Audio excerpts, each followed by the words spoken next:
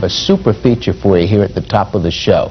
The stewards. The stewards will examine the films. In those days, way back when, we didn't have videotape. We had a different way of doing it, a different way of collecting the pictures. We'd like you to see it. Let's go way back in racing and take a look at this feature.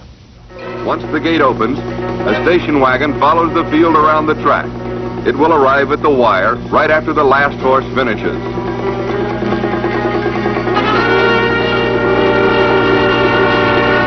Up the backstretch, it's another pickup from a different camera angle.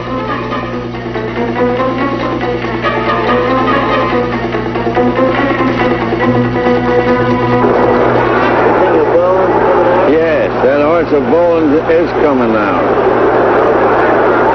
He bothered two other horses. This collector wears a Willie Mays model, and he's still fielding 1,000 after 10 years at the track.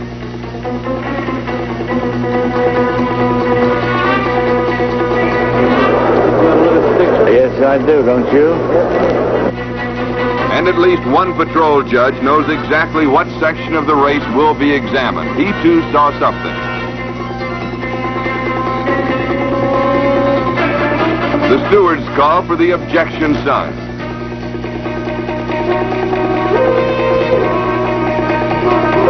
At the finish line, one of these reels will be rolled in slow motion after fast processing.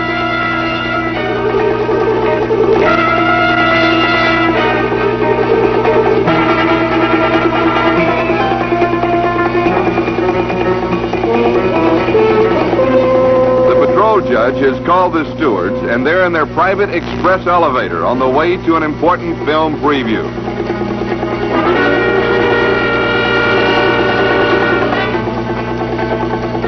The sequence depicting the homestretch drive is ready for their monitors. The stewards examine it, and then they have some words of advice.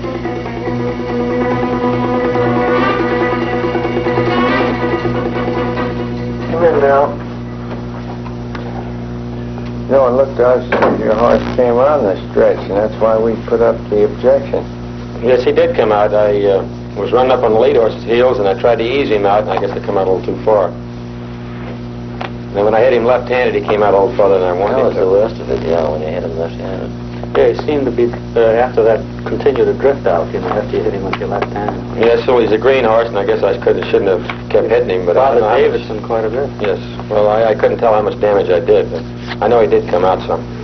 Jockey Bill Boland takes it like a gentleman, which he is. He'll be back in the saddle tomorrow. He wasn't set down.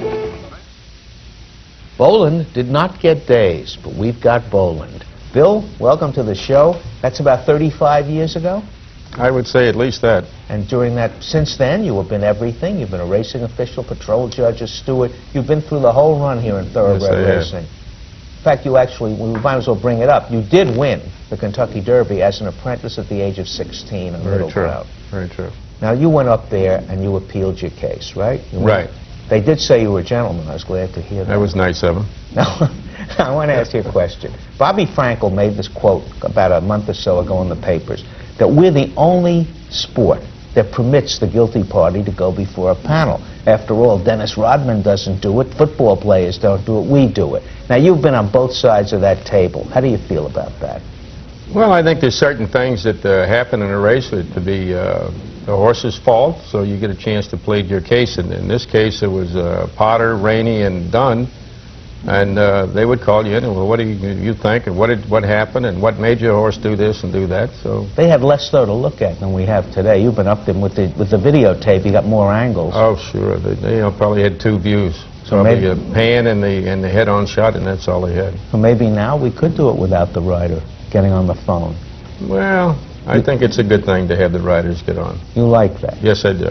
But you did it in those days? You didn't get days for that one. Did you get a lot of days in your time? No, I didn't. I think I was suspended in New York maybe 3 times and once in Kentucky, maybe 4 times all told. Now, that throwing the film down, were the fans able to see this? Oh, sure. It happened right on the track. They'd pull the truck up, and the man had a big baseball mitt, and he caught it, run to the truck, and I went to the next tower, did the same thing, and then they ran it in and processed the film. But it wasn't the same as the videotape. Videotape really gives you a much better view of racing. It's automatic. You punch it up in seconds, you know. And you don't mind when the... What about the language problem, when a Spanish rider can't really express himself and Jerry Bailey can? Well, that doesn't matter. We have somebody down in the booth with them, talking to them, that's interpreting for them. And we know the riders that can speak and the ones that can't. And say a Pazua gets in, well, you want somebody to speak for you? We have a valet down there that speaks very well. We have Braulio Baeza in the room.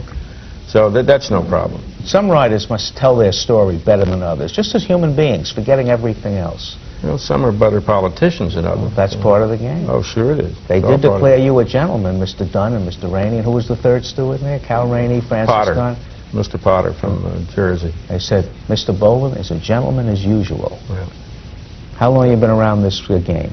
Next March will be 49 years in New York. Next June will be 50 years with Thoroughbreds. Started with the King Ranch. King Ranch in Texas. Came up here in the spring of '48 and been here ever since. 16 years old to win the Kentucky Derby. That's got to be a memory. Yeah. I have pictures of me on the ranch. I look like I'm about 8.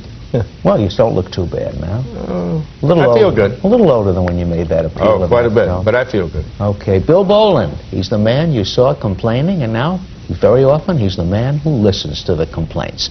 We'll be right back with Races of the Week.